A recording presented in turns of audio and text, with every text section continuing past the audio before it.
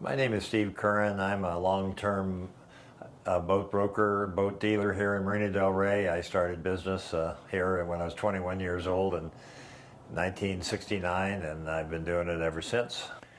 Starting in 1989, Hunter began making mid-cockpit boats, and they came out first with the Hunter 42, which they produced that for 10 years.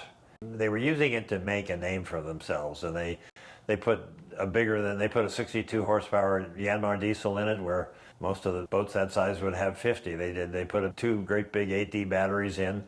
They just made a point of doing a lot of extra stuff on the boat, mainly to make a name for themselves. This same boat was made into a Hunter 430 with an aft cockpit. In fact, we have one for sale right now. And so the aft cockpit is going to have a less interior volume, but it's going to be more of a boat type. I mean, you're closer to the water, and you're going to sail a little faster because there's less weight in the boat. The mid cockpit has more interior volume, which adds weight, and weight slows you down on a boat. And then they came out with a Hunter 450. My wife and I owned one, lived on it for 4 or 5 years. And that was an evolution from the 42. It was a little bigger, had a little wider in the ends, shaping more recent boats have increased the beam at the end, which increases interior volume and also increases stability. My wife would say that's her favorite boat that we lived on. We lived on 4 different boats over almost 20 years.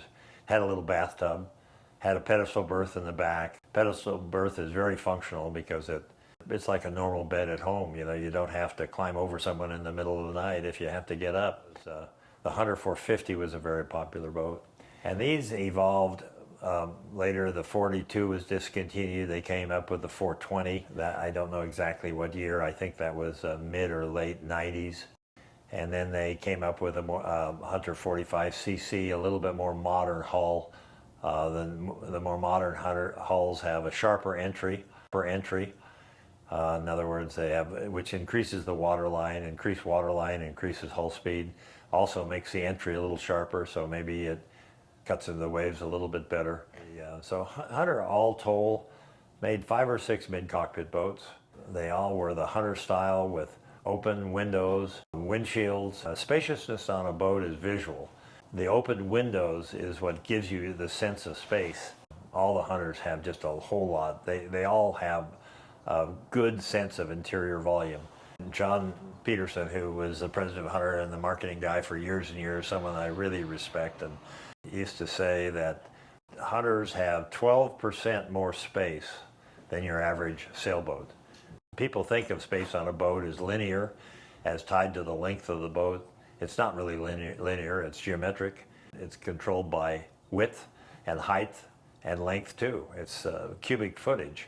And it's also openness, and being able to, some boats, especially the older boats, you went into the cabin, it was kind of almost like going into a cave, and the light wasn't good. Hunters have open windows, and also reasonable sailing characteristics.